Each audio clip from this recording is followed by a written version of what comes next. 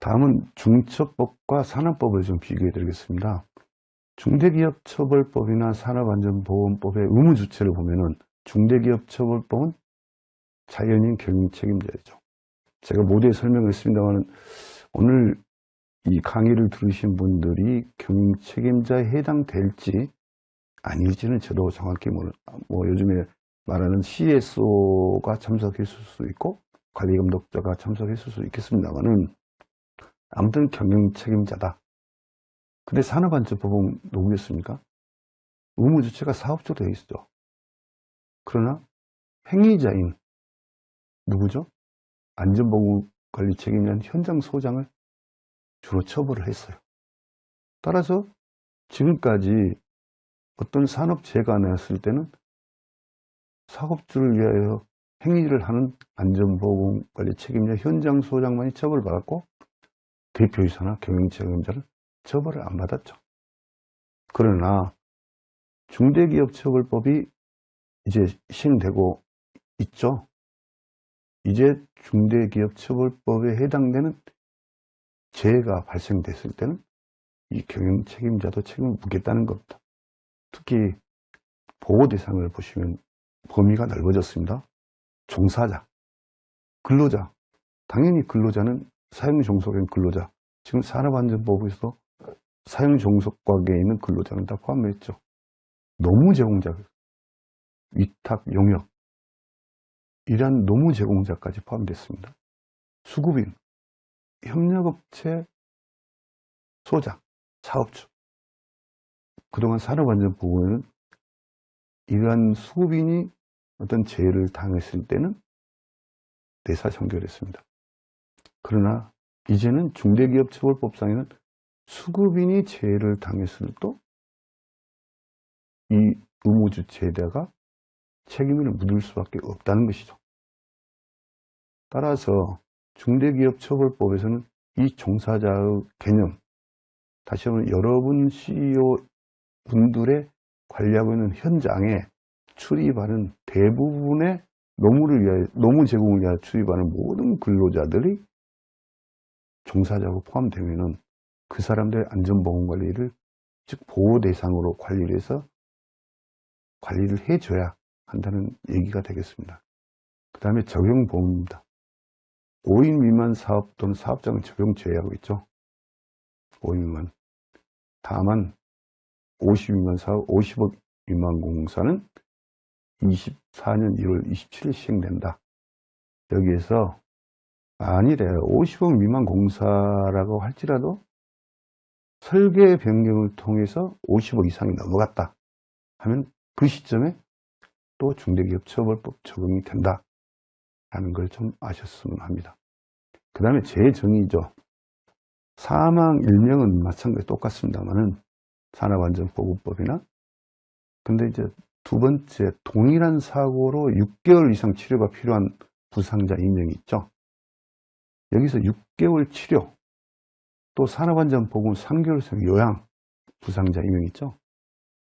산업안전법 3개월 요양이라는 것은 근로복지공단에서 요양 기간을 결정을 하죠. 아, 3개월 요양이 필요하다.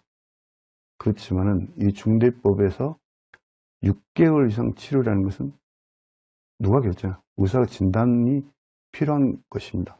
의사가 발급한 진단서에 따라서 6개월 이상 치료가 필요한 부상자 임명. 근데 동일한 사고로 2명이 발생됐을 때 한 명은 6개월 이상 치료가 됐고 한 명은 4개월이다.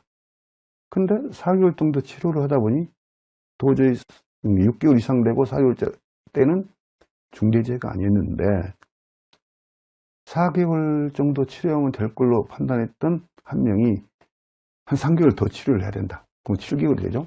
그러면 6개월 이상 치료를 필요한 부상자가 2명이 발생되죠. 그러면 3개월이 더 연장된 의사의 진단서가 발행한 그 날짜가 중대기업처벌상 중대기업처벌법에 수사대행이 될 수 있다라는 것을 좀 아셨으면 합니다. 그리고 동일한 유해 요인으로 급성 중독 등 직업성 질병자가 1년에 3명 이상 다시 말하면은 이것도 의사 진단서를 발급 기준으로 봤을 때 역산해서 1년 안에 3년 되냐 안 되냐에 따라서 중대기업처벌법에서 말한 중대재해에 포함된다 안 된다 판단을 하게 되겠습니다. 다음은 어떤 중대기업처벌 산업법 비규정에서 의무 내용이죠. 산업안전보건법은 지금 안전조치나 보건조치에 대해서 산업법의 어떤 규칙에 정해진 사항을 이행을 했으면 됐죠. 이행을 안 했으면 처벌을 받죠. 그러나 중대기업처벌법 지금 4조죠. 경영책임자 등의 종사자에 대한 안전보건 확보 의무. 뭘 해라는 건 없습니다. 스스로 안전보건관리 체계 구축 이행, 재발 방지 대책 수립 이행, 또 중앙행정기관 등이 시정 등을 명한 사항 이행 조치, 안전보건 관련 의무 이행에 필요한 관리상 조치. 이걸 해란 얘기죠.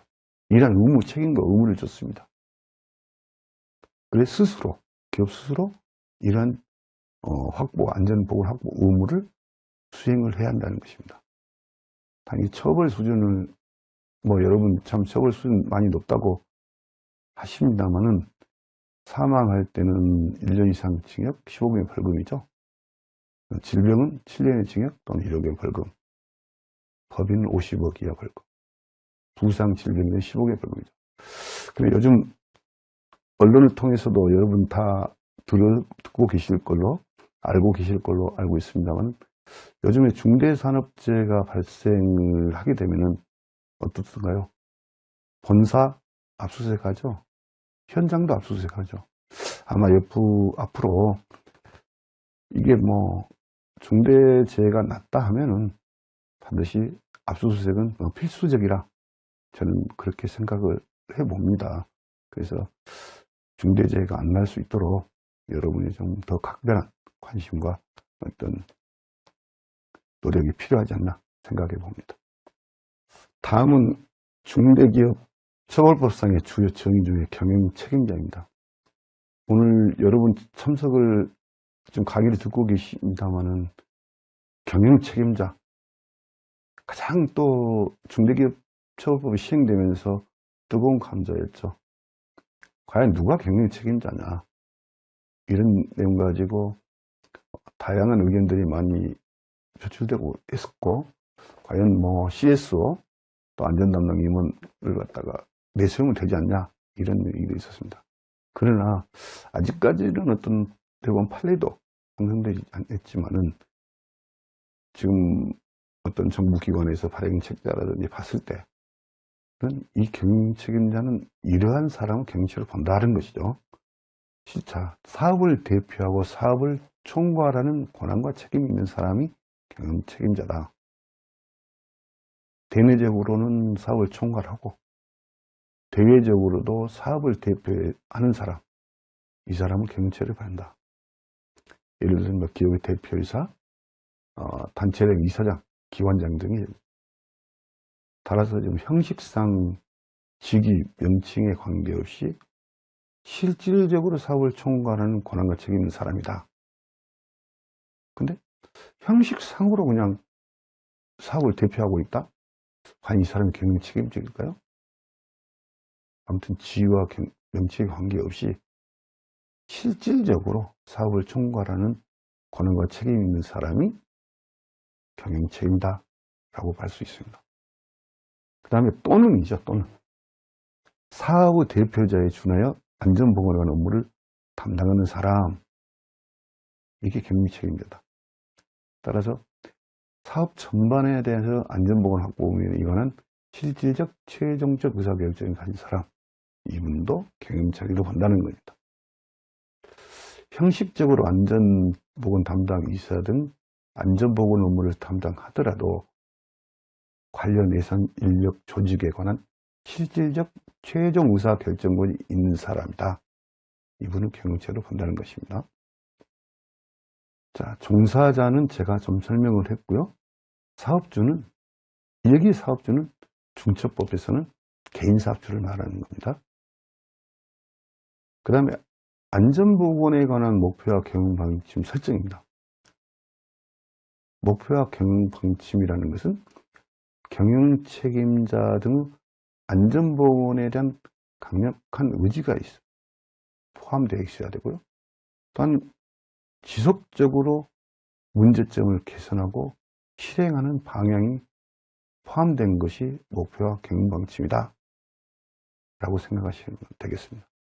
또한 목표와 경영 방침에 대한 설정 방법은 사업 또는 사업장의 특성이라든지 유해 위험 요인이라든지 규모 등을 고려해서 구체적으로 작성을 해라. 또 현실적으로 달성한 목표도 설정을 해라. 또 종사원이 공감을 해야 되겠죠. 다시 말씀드리면 목표와 경영 방침을 설정할 때는 종사원에 대한 의견을 수렴을 거쳐서 작성하는 것이 가장 타당한 방법이 되겠습니다.